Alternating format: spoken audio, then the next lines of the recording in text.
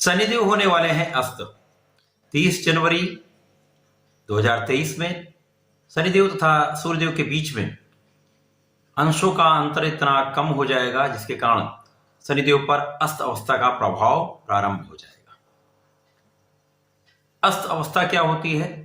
जब भी कोई ग्रह सूर्य के प्रभाव में आता है, सूर्य के साथ युति होती है, तो इनके बीच में जो अंशों का अंतर होता है वो न्यून हो जाता है, जिसके कारण सूर्य का प्रभाव जो उनका ऑरा है वो बहुत विस्तृत है। उस विस्तृत ऑरा के कारण, उस आभा मंडल के कारण दूसरे ग्रहों का जो आभा मंडल होता है वो न्यून हो जाता है, जिसके कारण इस अवस्था को अस्त अवस्था कहते हैं।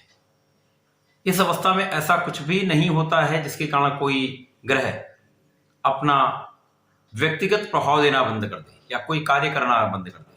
अस्त अवस्था का ये अर्थ बिल्कुल नहीं होता कि उस ग्रह के प्रभाव में निर्बलता आ गई या कमी आ गई। जय श्री गणेश, नमस्कार। मैं आचार्य संजय द्विवेदी। मेरे समस्त प्रबुद्ध दर्शकों का मेरे चैनल पर हार्दिक स्वागत है। आज मैं मेष राशि के लिए शनिदेव के अस्त अवस्था में रहने पर क्या प्रभाव पड़ने वाला है, किस प्रकार के लाभ मिलने वाले हैं, कौन सा भाव प्रबल होगा तथा कहां पर आपको सावधान रहना होगा, समस्त विश्लेषण मैं पूर्ण तर्क के साथ करने जा रहा हूं। जैसा मैंने अभी आपको बताया कि अस्त अवस्था का यह अर्थ बिल्कुल नहीं होता कि कोई ग्रह सूर्य के प्रभाव में आकर अपना कार्य करना बंद कर देता है। सूर्य एक ऐसे ग्रह हैं जो ऊर्जा का स्रोत हैं, ऊर्जा का प्रवाह होता है। इनका एक अलग ही आभामंडल है, राजा भी हैं। नवग्रहों में राजा का एक अलग ही आभामंडल होता है, जिसके कारण समस्त ग्रह इनके प्रभाव में आने के बाद कुछ क्षीण हो जाते हैं। उनका आभामंडल क्षीण होता है, उनके कार्यकत्व में कोई न्यूनता नहीं आती, उनकी क्षमता में कोई कमी नहीं आती, उनके प्रभाव में कोई न्यूनता नहीं आती।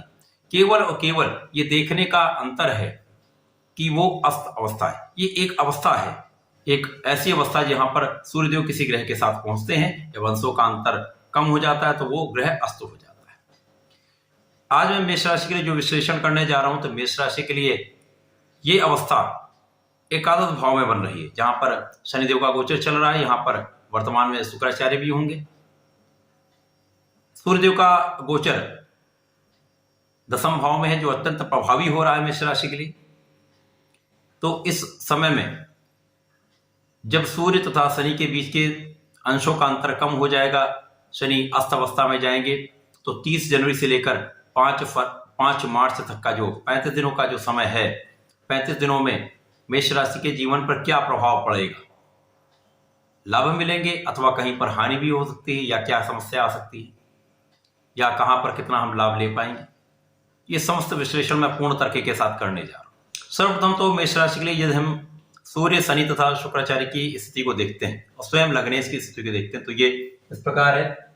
एकादश भाव में शनि और शुक्राचार्य हैं, लग्नेश की स्थिति द्वितीय भाव में। इसी प्रकार से दशम भाव में सूर्यदेव होंगे।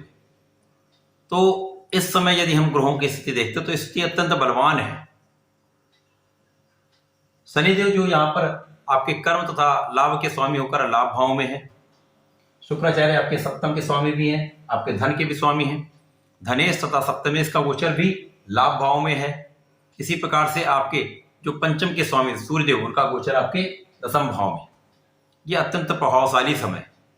यद्यपि यहाँ पर शनिदेव अस्त अवस्था में आएंगे, परंतु किन चीजों का ये अस्त करेंगे, किन चीजों को ये न्यून करेंगे, उसका वो महत्वपूर्ण है।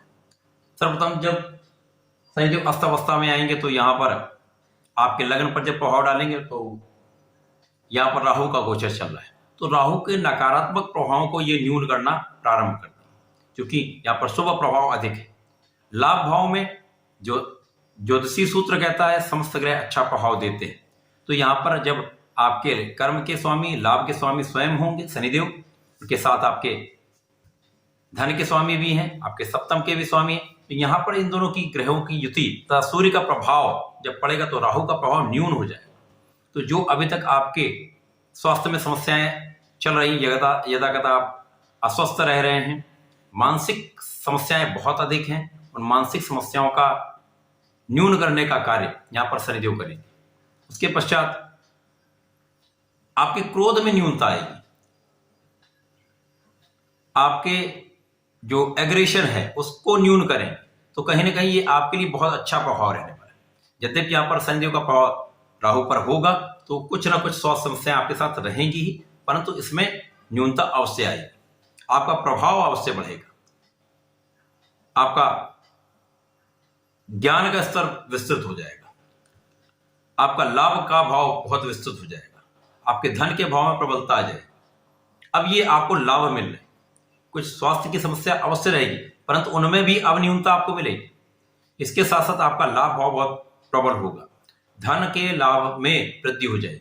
तो यहाँ पर पारिवारिक संपत्ति से आप लाभ लेंगे, साथ ही साथ यहाँ पर आपके अचानक धन के लाभ का योग दिखता है।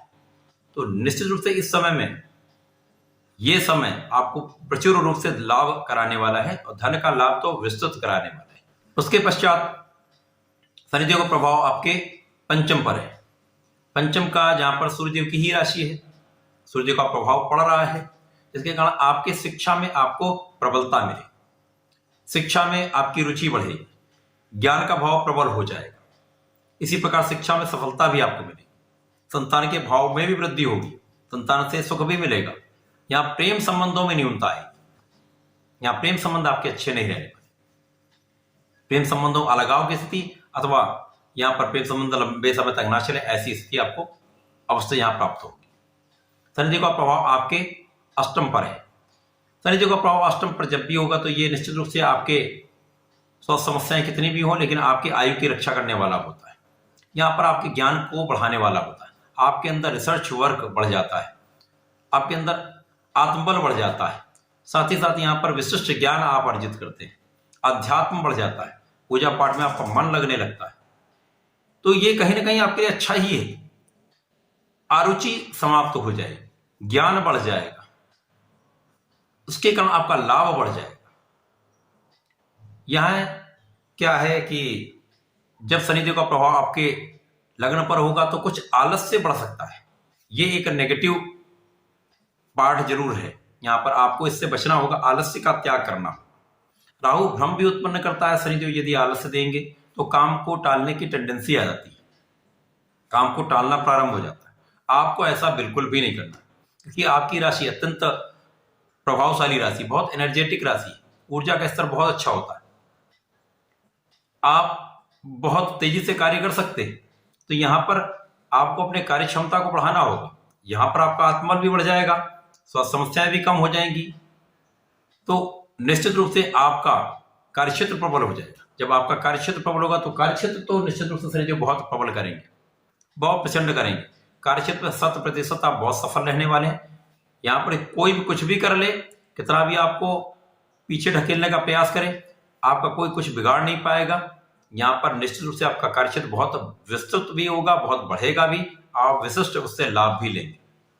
यदि नौकरी करते हैं तो यहाँ प्रमोशन का भी योग इस समय पर बनेगा, क्योंकि यहाँ पर सूर्य का भी प्रभाव, सूर्य यहाँ पर दिग्बली सूर्य तथा शनि जो नौकरी कराने के कारक है, तो निश्चित रूप से इन दोनों का प्रभाव आपको नौकरी में बहुत प्रगति कराने वाला है। कुछ श्रम बढ़ सकता है, कुछ थकान बढ़ सकती है, परंतु लाभ तो आपका निश्चित रूप से बहुत बढ़ेगा।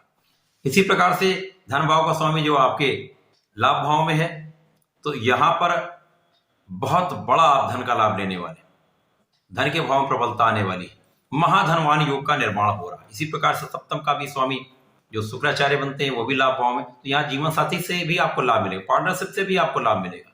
तो यहाँ पर न्यूनता कहाँ आ रही है, कुछ स्वास्थ्य में न्यूनता होगी, परंतु उस पर भी नियंत्रण होगा। यहां आलस्य से बचेंगे तो लाभ लेंगे, परिश्रम बढ़ा दीजिए, लाभ बढ़ जाएगा। यहां प्रेम संबंधों में न्यूनता है, प्रेम संबंध अच्छे नहीं रहे, साथ ही साथ आपके रोगों में न्यूनता आएगी, आपकी आयु बढ़ जाएगी, आपकी आयु बढ़ जाएगी। तो आयु बढ़ाने वाला ये समय रहने वाला है। इस समय का आपको लाभ अवश्य लेना चाहिए। मेष राशि के जातकों को नियमित रूप से शंकर मोचन की शरण में रहना चाहिए, हनुमान चालीसा का नित्य पाठ करना चाहिए।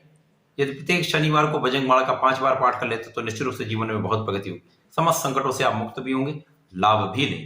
तो ऐसा करें, इसका लाभ लें। धन्यवाद।